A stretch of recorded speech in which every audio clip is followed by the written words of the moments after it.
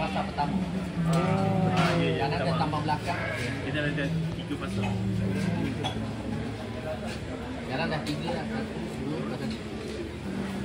Dah ramai lah.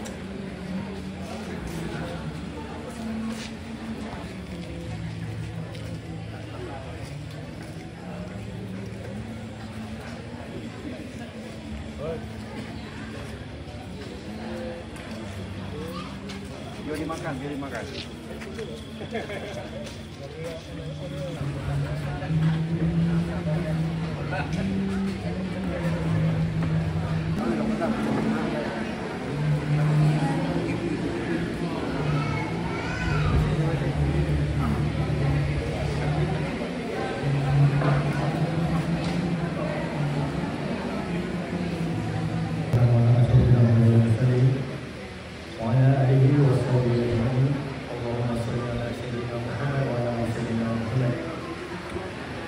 Assalamualaikum warahmatullahi wabarakatuh.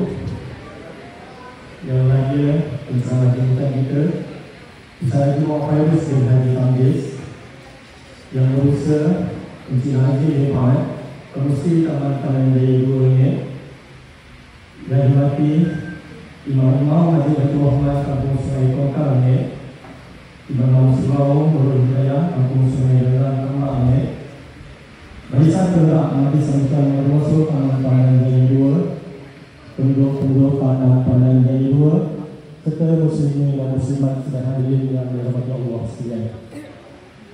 Selamat datang ke Majlis Sambutan Wali Rasul Sallallahu Alaihi Wasallam peringkat Taman-Taman Jaya 2 bagi tahun 1440 Hijrah. Alhamdulillah, dengan kehadiran muslimin muslimat pada malam yang penuh rahmat di Majlis Ilmu dan Taman Surga Dunia ini merupakan satu medan bagi kita menjalankan kesyukuran kepada Allah SWT atas segala nikmat yang dianugerahkan kepada kita yang tinggal hidup dalam iman dan juga Islam.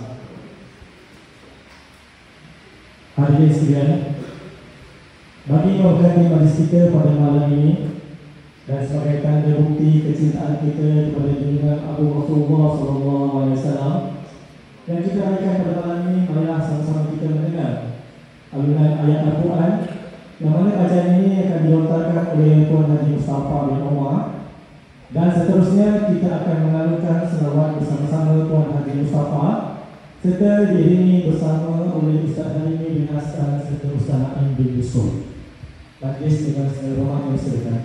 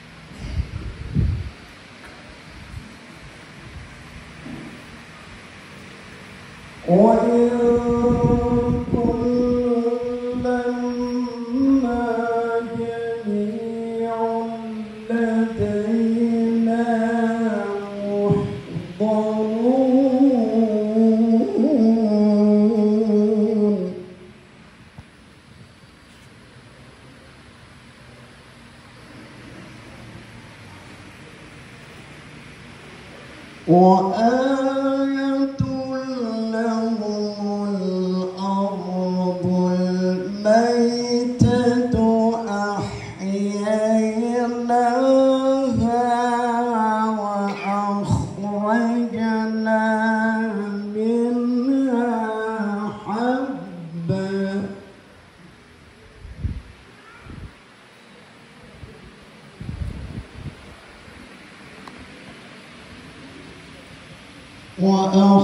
وأخرجنا منها حبا فمنه يأكلون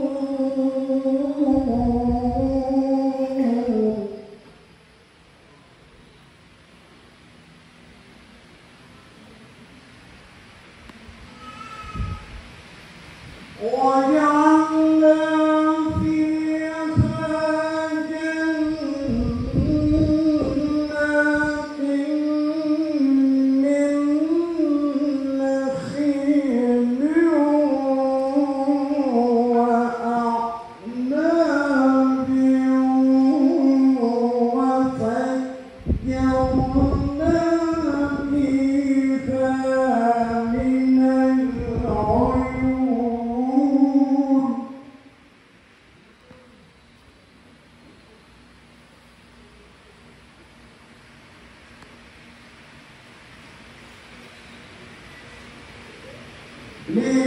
ليأكلوا من ثمره وما عملته أيديهم أفلا يشكرون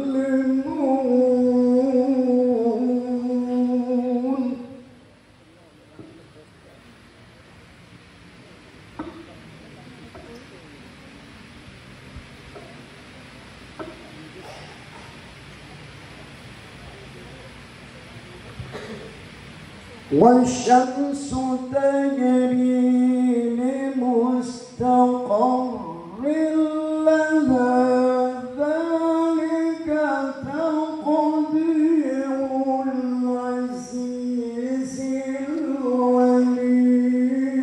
العليم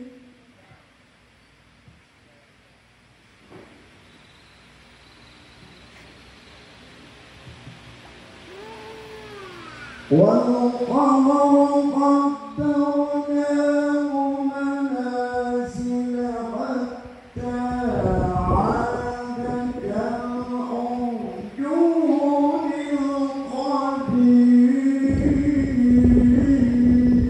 القديم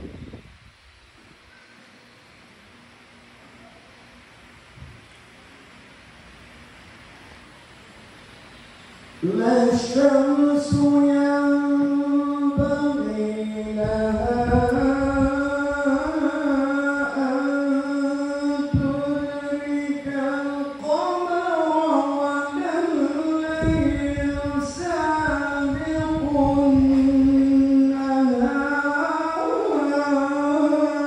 النهار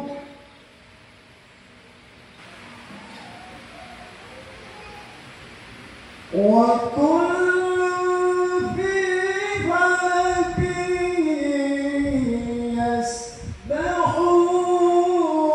يسبحون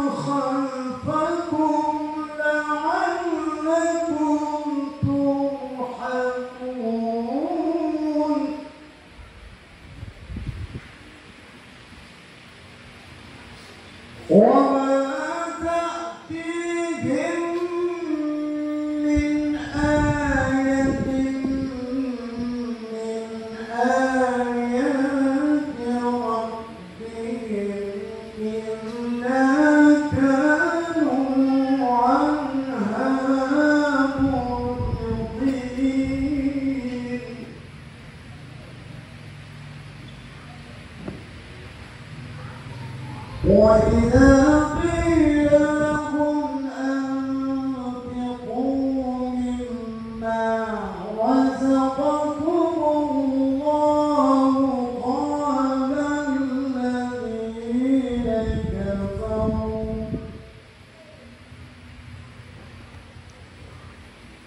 قال الذين كفروا للذين آمنوا أنطعم من لو يشاء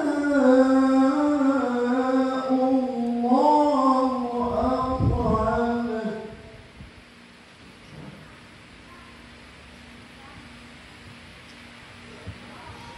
إن أنتم إلا في ضلال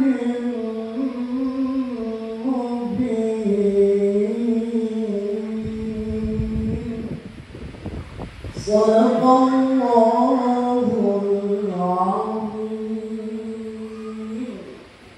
الله على محمد صلى الله عليه وسلم صلى الله على محمد صلى الله عليه وسلم يا نبي سلام عليك يا رسول سلام عليك يا حبيب سلام عليك صلوات الله عليك أشرق البدر علينا فاختفت منه البدور مثل حسنك ما رأينا رب يا ولد سروري يا نبي سلام عليك يا رسول سلام عليك يا حبيب سلام عليك صلوات الله عليك أنت شمس عنك بدر أنت نور فوق نوري أنت كثير وواري أنت مصباح الصدور يا نبي سلام عليك يا رسول سلام عليك يا حبيب سلام عليك صلوات الله عليك يا حبيبي يا محمد يا عروس الخفقين يا مهيا يا ممجد يا إمام القبلتين يا نبي سلام عليك يا رسول سلام عليك يا حبيب سلام عليك صلوات الله عليك علم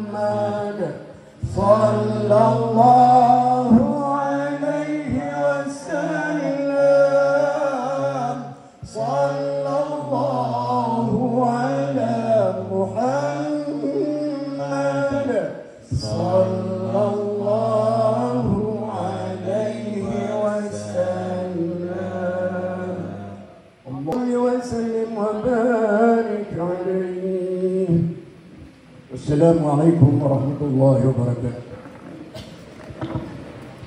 Dan alunan marhaban itu tadi menjadi pasport yang melayakan kita menjadi bersyafaat Rasulullah SAW di padang mahsyar kelak insyaAllah.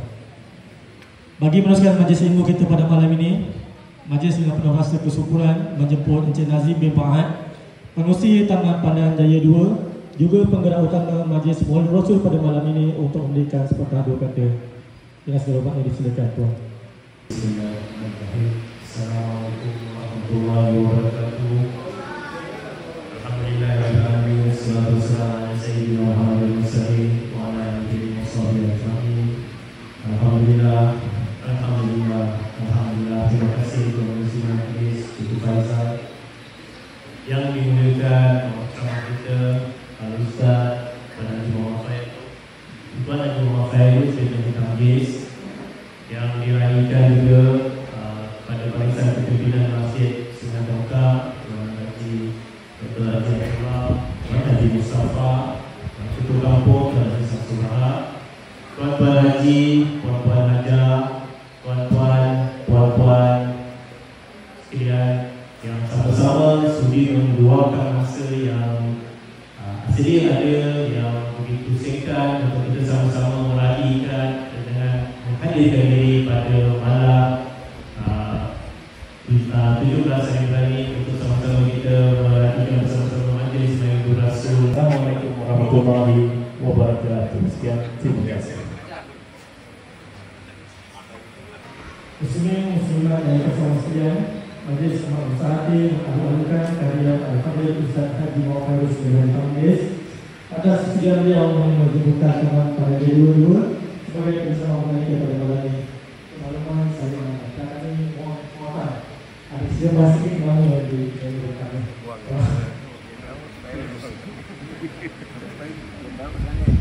Muslimin Muslimat sekalian, seterusnya diizinkan majlis memulakan sedikit kata-kata ringkas bagi memperkenalkan bersama kita pada malam ini. Untuk makluman hadis sekalian, Ustaz Haji Muhammad Fairuz bin Haji Tamjiz berasal dari Segaran Batu Pahat dan kini menetap di Kampung Bagan Laut, Bukit Dul Bagan, Batu Pahat, Johor. Mendapat pendidikan rendah di SD Paling Kadis Segaran Batu Pahat, pendidikan rendah di Sekolah Menengah Agama Kerajaan Johor Keluang, mendapat pendidikan tinggi sarjana Modul Syariah dan Undang-Undang di Universiti Al-Azhar Kahirah Mesir. Mereka profesional beliau merupakan syariah, Register Financial Planner, yaitu Islamic Financial Planner dan negara Malaysia, Certificate Training and Consultancy, dan juga berkhidmat sebagai penunai haji dan umrah, juga berkhidmat sebagai guru takmir di Johor, merupakan Imam Masjid Nurul Huda Bagan, pengurusi Sekolah Rendah Islam Yadus Solihin, serta beliau juga berkhidmat sebagai penawar kelas. Dengan penuh tazim, majlis mempersilakan Ustaz Haji Muhammad Fairuz bin Haji Tamjiz bagi menyampaikan ceramah beliau dan seterusnya mengenai bacaan doa penutup pada malam ini. majlis dengan dipersilakan. Bismillahirrahmanirrahim. Assalamualaikum warahmatullahi wabarakatuh. Alhamdulillahirabbil alamin. Alhamdulillahilladzi arsala rasulahu bil huda wa dinil haqq liyuzhirahu 'ala ad-din kullihi walau karihal kafirun. Asyhadu an la ilaha illallah wa asyhadu anna Muhammadan 'abduhu wa rasuluh wa safiyyuhu min khalqihi wa habibuhu. بلغ الرسالة وأدى الأمانة ونصح الأمة وكشف الله به الأمة. اللهم صل وسلم على سيدنا وحبيبنا وشفيعنا وزهدنا ومولانا محمد وعلى آله وصحبه وبارك وسلم. رب اشرح لي صدري ويسر لي أمري واحلل عقدة من لساني يفقهوا قولي.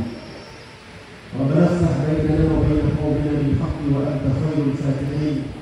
فنويا التعلم والتعليم والتذكر والتذكير والنفع والانتفاع والإفادة والاستفادة والحث على التمسك بكتاب الله وبسنة رسوله صلى الله عليه وسلم والدعاء إلى الهدى والدلالة على الخير ابتغاء وجه الله ومرضاته وقربه وثوابه.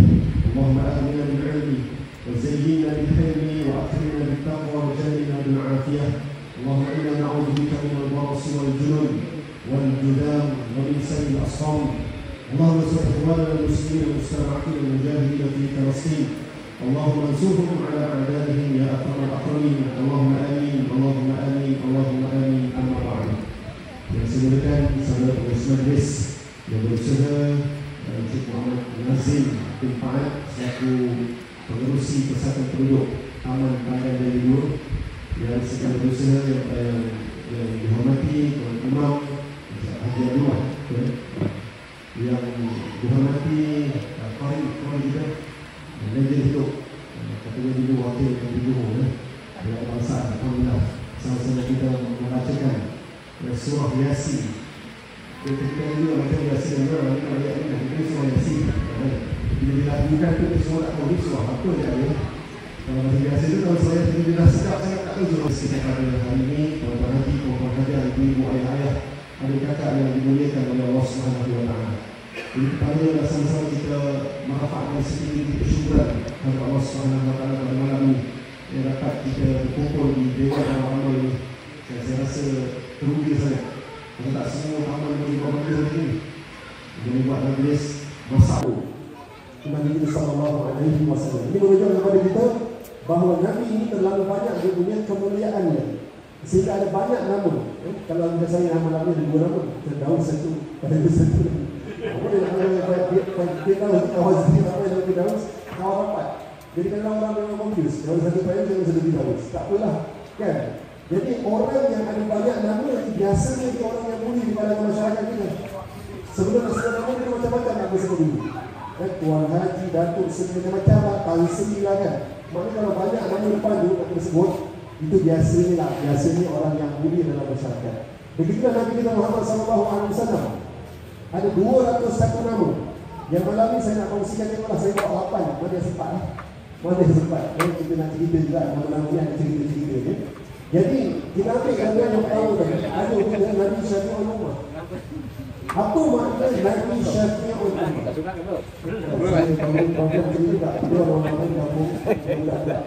Saya tanya budak-budak, dia tengah berhimpun, cepat dia, Google. Dia Google Syafi'ul Ummah, jawab. Ustaz, Syafi'ul Ummah itu maksudnya yang memberi pertolongan kepada umat. Nabi yang memberi pertolongan. Pertolongan dekat mana? Dia itu pertolongan di dunia dan di akhirat. Dan fokus di dunia disebut Syafi'ul Ummah, maknanya Nabi yang memberikan pertolongan nanti di dunia dan akhirat.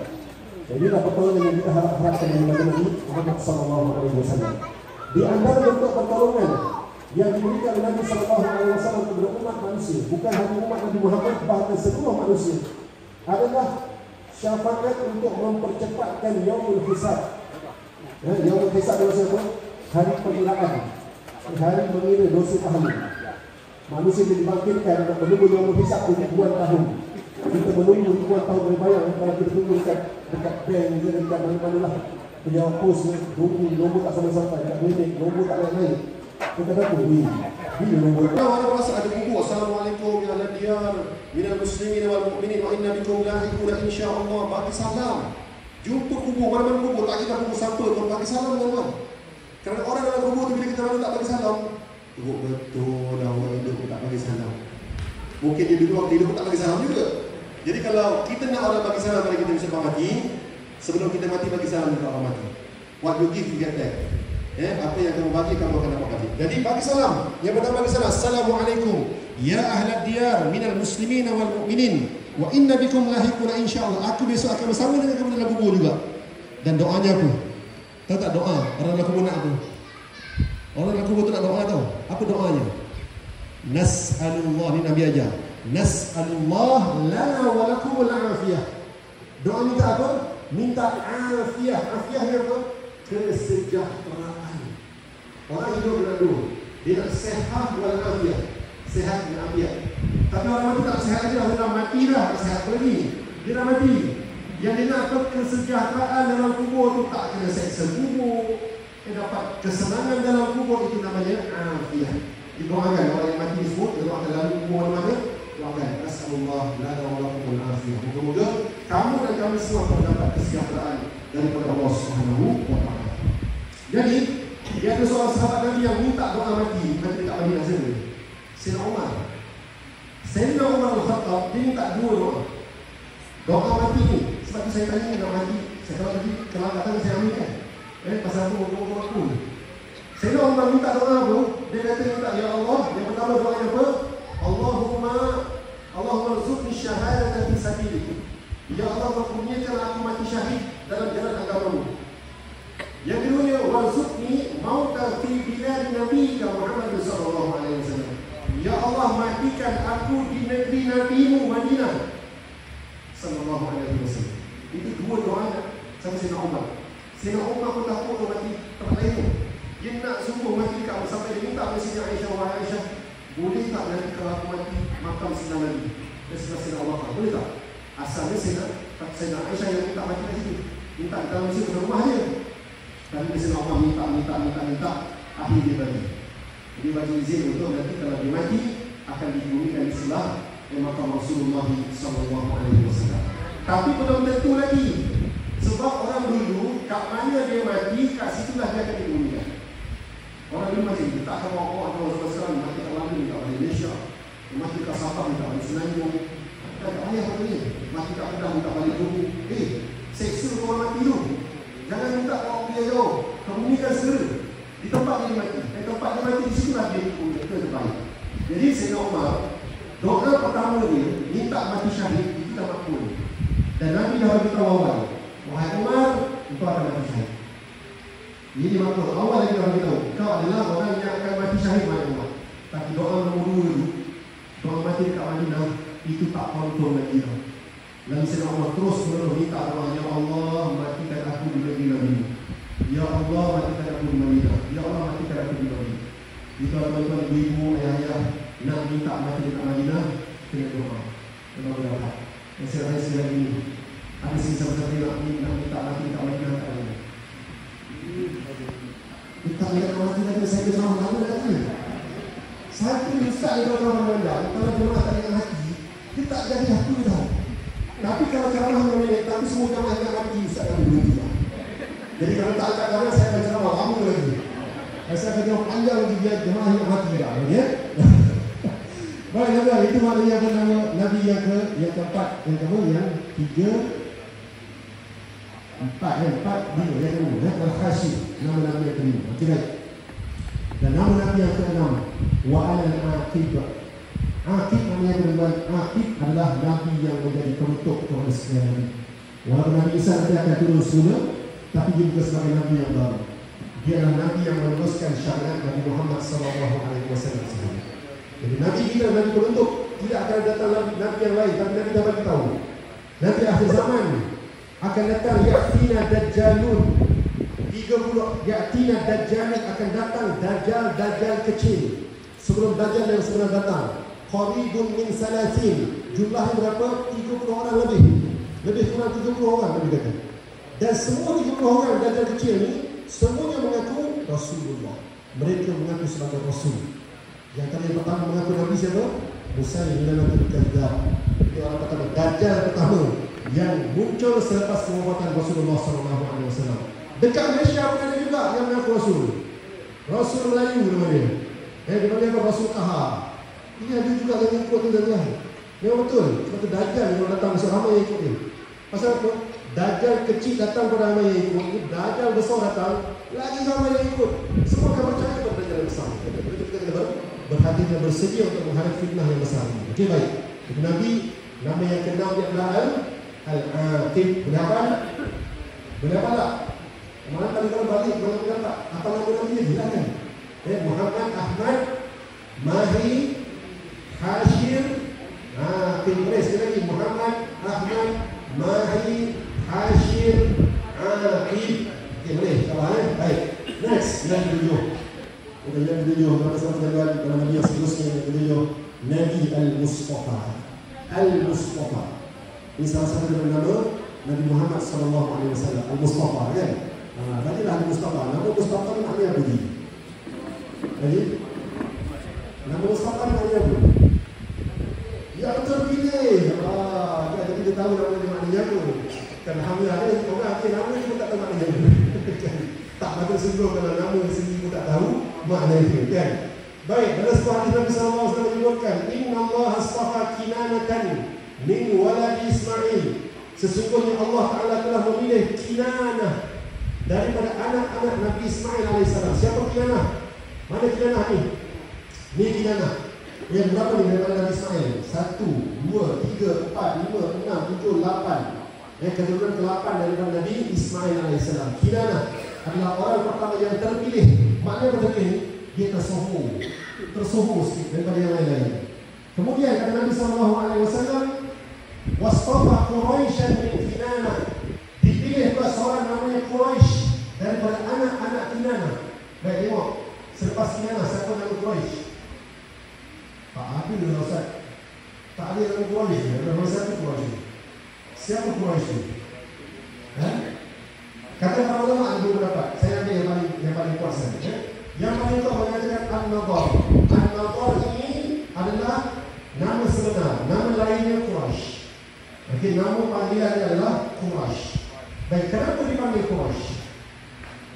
Tahu tak kenapa dipanggil Quraisy? Apa makna Quraisy?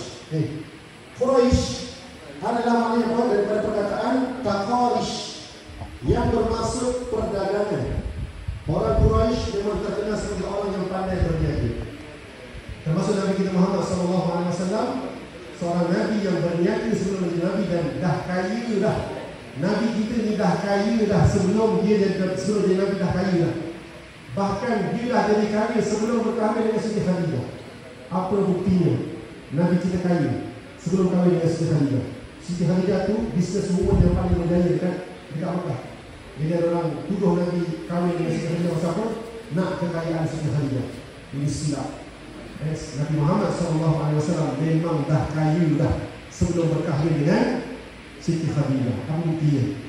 Berapa hantaran yang Nabi hantar kepada Siti Khadijah waktu perkahwinan? Tahu tak? Kalau kita 22 setengah kan? Nabi SAW hantarannya 20 ekor unta. Nanti berdarah berapa? 20 ekor unta. Ambil seekor 10,000. 10,000 tak dapat sekarang ni. Nak kira mudah je lah. Kan 20 dalam 10,000 berapa? 200,000 dalam artis tau yang main. Artis 69,999. Nabi SAW 200,000. Di zaman dulu 200,000. Kalau tak kaya ke miskin? Kaya tak siapa yang hantar 10,000 unta. Kalau tak orang kaya. Maknanya memang Nabi dah kaya dah. Sebab apa? Nabi berniaga. Dan Nabi adalah seorang peniaga yang berjaya. Luar biasa Nabi SAW. Ini kalau kita bisnes hari saya tinggi. Macam mana Nabi punya kehebatan dalam berniaga. Tak ada orang berani buat sekarang. Zaman sekarang tak ada orang berani buat. Cara Nabi berniaga tak ada orang berani buat. Saya nak satu contoh. Siapa sih yang berani berniaga? Bagi tahu modal yang dia gunakan untuk berniaga. Contohlah, jual satu barang tu, dia bagi tahu modalnya sekian-sekian. Berapa kau nak beli? Itu cara Nabi berniaga. Hari ini berani kita bagi tahu modal. Nanti orang tahu tak orang banyak. Bukan tak berani bagi tahu. Nabi bagi tahu dan orang percaya pada cakap-cakap Nabi. Kalau Nabi kata sekian modalnya, maknanya dia dibayar dengan jumlah sekian. dia redha. Pasal apa dia tahu? Jumlah untung yang Nabi dapat ada sekian banyak. Jadi orang lebih mudah untuk berurusan dengan Nabi Muhammad SAW. Itu dia akan bentuk kebijaksanaan Nabi dalam berniaga. Baru satu. Banyak lagi tuan-tuan tentang cara Nabi berniaga. Baik. Itu adalah keamanan. Keamanan yang Allah Ta'ala berikan kepada orang-orang Quraisy. Ila fihim, dengan keamanan itu rihlat asy-syita'i was-sayf. Mereka melakukan perjalanan perdagangan pada musim panas dan musim sejuk. Maknanya disebut dalam Quran, orang Quraisy menjalankan perniagaan pasal mereka aman. Mereka hidup aman damai, betul. Aman damai pasal apa? Aman damai. Tak ada satu kuasa besar pun dalam sejarah Mekah yang pernah menguasai Mekah. Tak ada. Walaupun zaman itu ada dua kuasa besar, empire besar. Empire apa? Rom di belah utara dan belah barat adalah empire Parsi. Dua empire besar ni, mereka tak mahu pun menguasai Mekah. Pasal apa? Ada banyak sebab yang tadi pasal lokasi yang lebih jauh. Mekah sampai ke Syam ni lebih kurang 900 km jauh. Hanya orang yang boleh survive hidup dekat padang pasir, dia sanggup berjalan ke padang pasir. Jadi tentera pun tak berani. Tentera Parsi pun tak berani merentas padang pasir yang lebih jauh. Pasal apa? Mereka tak boleh survive. Tapi orang-orang Arab, mereka boleh survive untuk duduk dekat padang pasir walaupun kawasan yang tidak ada terjadi air, mereka boleh bertahan lama. Ini kelebihan yang telah bagi kepada orang-orang Arab. Okey, baik. Jadi dalam ayat ini menunjukkan kepada kita bahawa orang-orang Quraisy setelah melaksanakan perdagangan pada situ, ke mana dia? Dia pergi utara, pergi selatan. Pada musim panas, dia pergi utara. Pergi mana? Pergi Syam. Pada musim sejuk, dia pergi ke selatan. Ke mana? Ke Yaman. Pasal apa ke Yaman? Pasal bila musim panas, sana sejuk. Bila musim sejuk, sana panas sikit. Okey, jadi sebab itu mereka pilih pada musim panas pergi ke utara, ke Syam. Pada musim sejuk, mereka akan pergi ke Yaman. Jadi mereka terus berniaga. Tentang ini kehebatan orang-orang Arab Quraisy. Okey, baik. Jadi tuan-tuan, setelah mana dipilih Quraisy, kita tahu ada satu nama Quraisy, An-Nadar, itu adalah Quraisy. Wasfafa min Bani Hashim, wasfafa Bani Hashim min Quraisy. Daripada Quraisy dipilih juga seorang yang namanya Hashim bin Hashim. Ini atuk Nabi, moyang Nabi SAW, ayah kepada Abdul Muttalib, namanya Hashim. Dan Hashim ini ada seorang isteri, tuan-tuan, yang isteri keduanya. Saya tak pasti cerita dulu, tapi dia ada beberapa orang isteri. Yang salah seorang ini adalah orang yang berasal daripada Madinah. Inilah yang menghubungkan keluarga Nabi SAW dengan penduduk Madinah. Sebab itu kalau kita baca dekat Rahif Al-Maktum, kitab Sirah Nabawiyah, dia kata kenapa waktu Nabi menjadi pemimpin Madinah, sampai Madinah dilantik jadi presiden, tak ada orang yang tolak. Pasal apa? Tak ada, Yahudi pun tak ada suara. Tak berani komplain, ini orang luar tu jadi orang luar satu bulan. Kalau kita orang Indonesia datang Malaysia jadi Perdana Menteri, apa cerita ni? Kan kita akan berbunyi.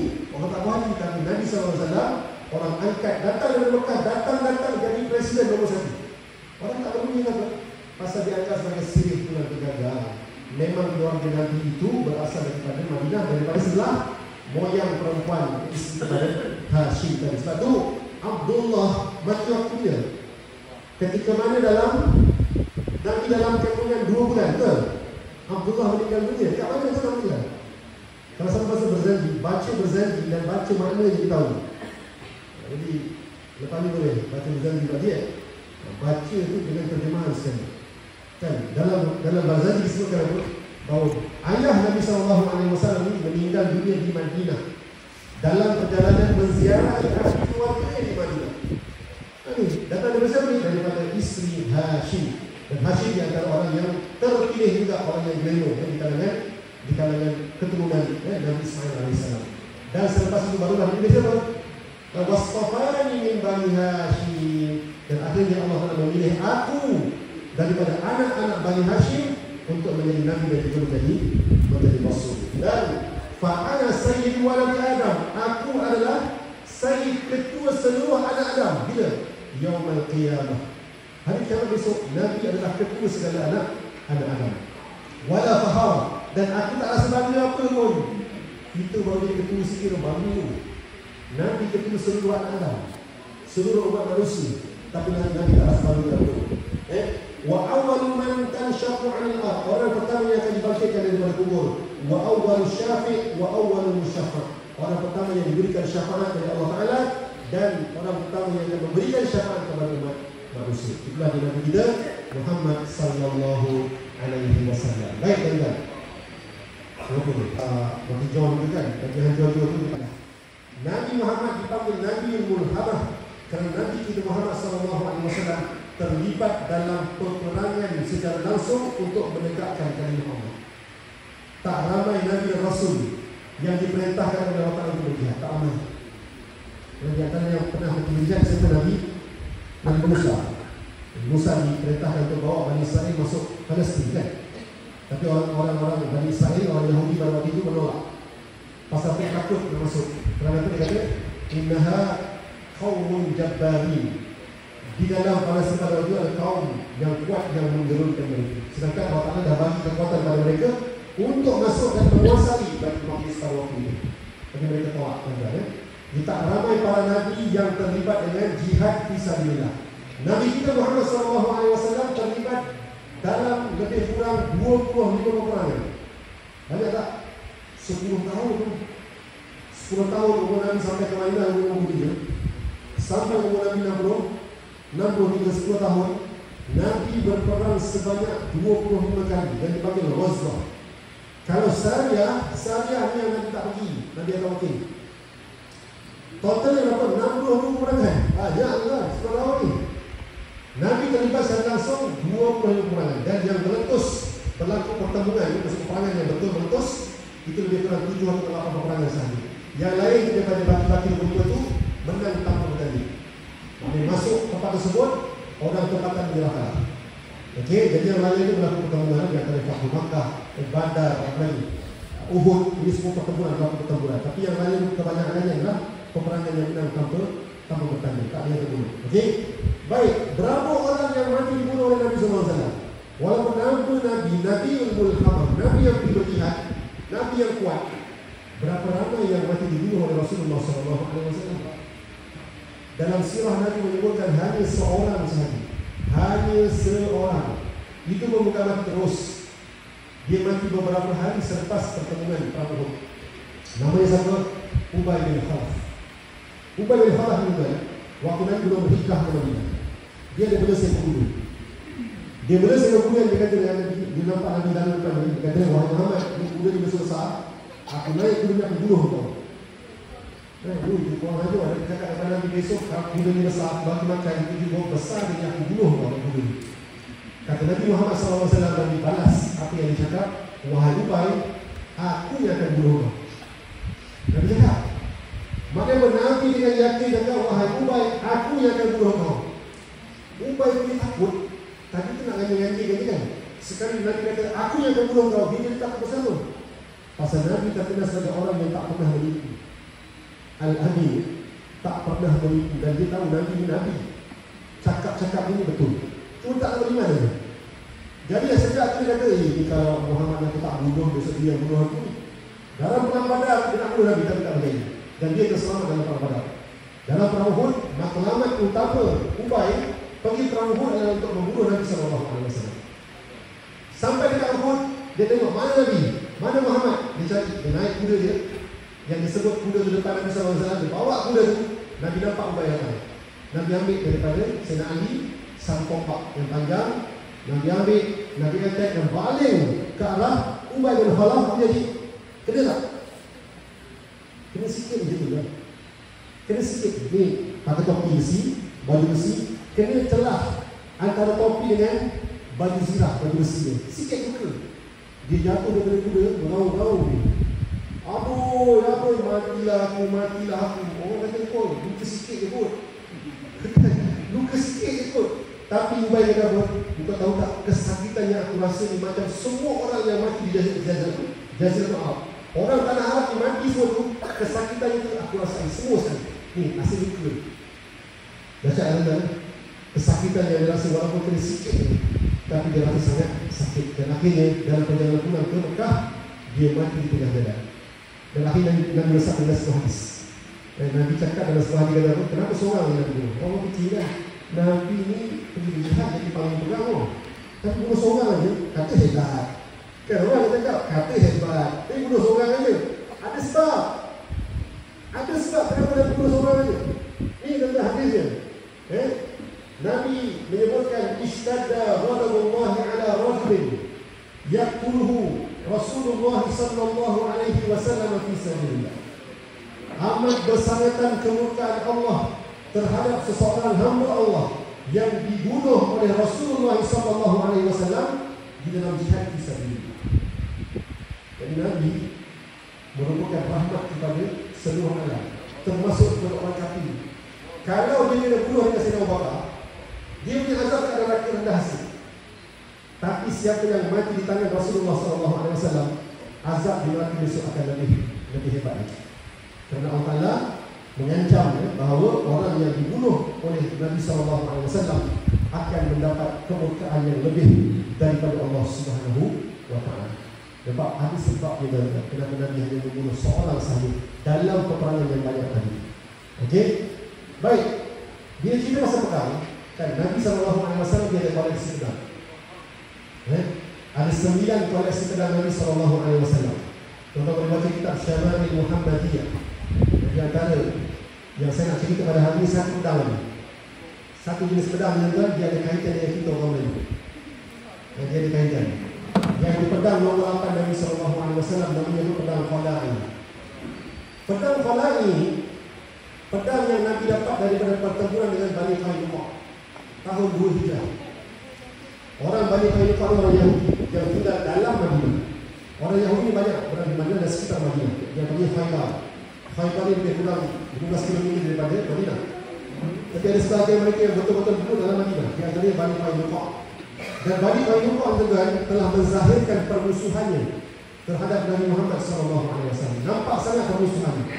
Lalu akhirnya Nabi melancarkan peperangan kepada mereka. Dan akhirnya mereka kalah. Dan mereka diusir daripada Madinah, keluar daripada kota Madinah, tinggal sekitar Madinah, di Khaybar dan tempat lain. Okay? Jadi mereka memberikan Nabi pedang. Bani Qainuqa ada simpan 7 pedang. Salah satunya pedang apa? Pedang nama Khala'i. Pedang Khala'i adalah pedang yang diambil daripada nama sebuah tempat. Namanya Qul'ah ataupun Khala'i. Qul'ah ataupun Khala'i. So bila kita cek dekat dalam kitab-kitab dari berbangsa-bangsa, banyak bangsa-bangsa yang ada kitab-kitab sejarah lokal, disebutkan bahawa Khala'i ataupun Qul'ah tadi adalah sebuah tempat yang berada di mana? Di Asia Timur. Kat mana di Asia Timur? Tempat kita ni lah, ini kita ni. Jadi kita cek lagi, kat mana tempat pengeluaran besi yang terbesar di area kita ni? Indonesia, Malaysia, Thailand, Vietnam, kawasan-kawasan kita ni. Mana tempat pengeluaran besi terbesar pada zaman itu? Dan kat mana? Kedah. Kedah tu. Qul'ah adalah nama lama bagi Kedah tu. Kedah tu ni kalau dalam nama sejarah tak ada. Cuma mereka disebutkan bahawa Kedah lama dulu dipanggil dengan nama Qul'ah ataupun Khala'i. Terkenal tuan-tuan, besi yang datang daripada Kedah tu adalah besi yang terbaik di dunia. Besi yang warna hitam. Jadi sangat keras. Jadi Kedah pada waktu itu telah ada 800 tahun sebelum kedatangan Nabi Isa AS. Kedah tua sudah beroperasi. Boleh bayar punya lama 800 tahun masih pun 600 tahun. 600 tahun sebelum Nabi Isa dilahirkan. Nabi Muhammad lahir selepas 500 tahun Nabi Isa dilahirkan. Mana yang tahu? 1100 tahun sebelum Nabi dilahirkan, Kedah sudah menjadi pengeluar besi terbesar pada waktu itu dan mempunyai kualiti yang sangat baik. Besi Khala'i kalau dijual di mana tanah Arab, di Rom, dia akan jadi mahal. Pasal apa? Pasal orang terkenal. Orang kenal ini besi baik, ini barang baik. Pada ini sebenarnya kita kena tahu, ini tuan-tuan, bila dibuat kajian, Kedah tua ini adalah pusat kepada apa? Empire yang paling lama di Asia Tenggara. Pasal apa? Lebih lama daripada Colosseum, lebih lama daripada Candi Borobudur. Ini sekarang ni di Kedah, di dekat dengan rumah itu dalam 5 km di kawasan Bujang. Okey, so ini adalah antara gaji kita jumpa banyak kesan-kesan peninggalan. Dijumpai lebih 2,000 relau. Kita bayar Kedah jumpa 2,000 lebih relau untuk memproses besi. 2,000 ni bukan kilang kecil yang ada, kilang besar. Yang terbesar ni Asia Tenggara Terluar kita mengekspor besi sampai ke empire besar sebelum itu. Okey, baik. Saya yang kita boleh kongsikan hari ini. Baik. Tuan-tuan, akhir malam ni sikit lagi boleh. Kita berhati-hati bila nampak satu-satu muncul, semakin kita kena kuat bersedia untuk menghadapi dia. Tuan-tuan, saya cukup sekali itulah untuk malam ini. InsyaAllah moga dapat kita ada pelajaran dari 8 nama Nabi. Nabi 8 satu. Kalau 200 orang ni sampai sisi tak ada lagi, tak habis semua. Jadi moga-moga dapat ambil pelajaran dan moga-moga dalam bila kita kenal Nabi, maka akan bertambahlah rasa sayang kita dan cinta kita kepada Nabi Muhammad SAW. Kata orang lain tak kenal maka tak cinta. Maka kita kena baca lagi maklumat tentang Nabi Muhammad SAW sesuai dengan kenal Nabi dan lebih menyayangi Nabi Muhammad SAW dan mensyukuri perutusan Nabi Muhammad SAW kepada kita dan kita menjadi umat Nabi yang paling disayangi oleh Allah Subhanahu wa taala. Sekian sahaja ini aku qauli hadza wa astaghfirullahalazim wa lakum wa lisa'il muslimin wal muslimat innahu ghafurur rahim. A'udzu billahi minasyaitonir rajim. Bismillahirrahmanirrahim.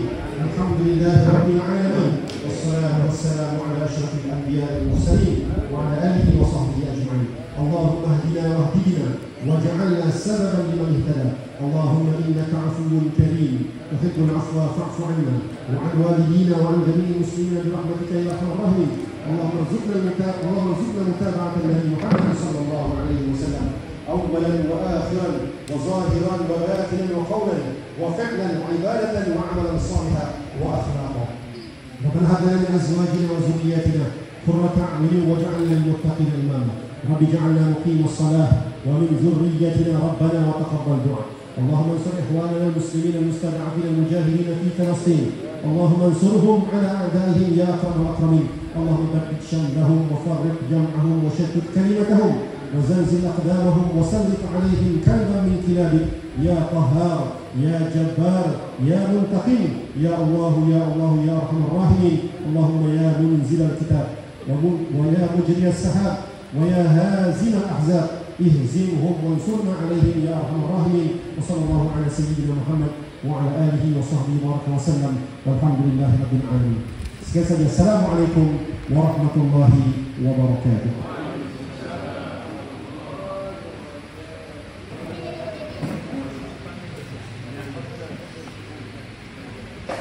Dengan sesi percakapan Cendiyati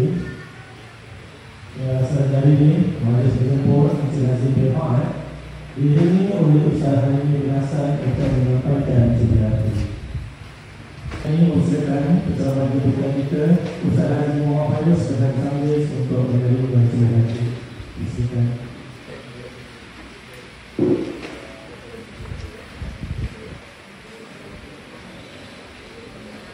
Saya persilakan Tuan Haji Mustafa bin Haji Omar Imam 1 Masjid Baitur Rahman Surabaya untuk menerima Cendiyati.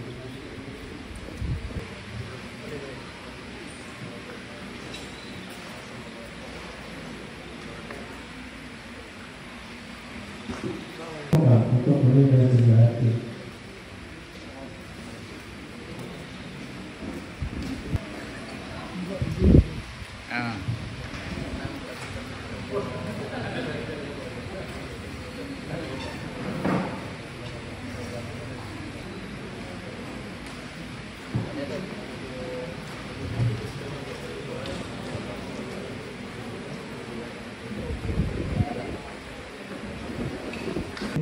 Daripada saudara kita Nabi Muhammad SAW, manusia agung, manusia hebat, sanggup berkorban demi umat ketika nafas yang terakhir sebelum baginda wafat. Kalam yang kedua dimulai baginda adalah umat. Kehidupan baginda amat sederhana, walaupun baginda insan yang terpilih, manusia yang paling istimewa. Kadang-kadang baginda makan, kadang-kadang baginda berlapar dahaga. Sehingga kan ada sahabat-sahabat sebenarnya di bawah masyarakat Malaysia masih kita tahu yang dalam. Mari kita kembali sebuah Malaysia untuk kita dapat bersama dengan baginda menjadi penghulu surga insyaAllah. Kita bukan? Ya, kebanyakan amal buat itu semua. Masa nomor 2 untuk finalis.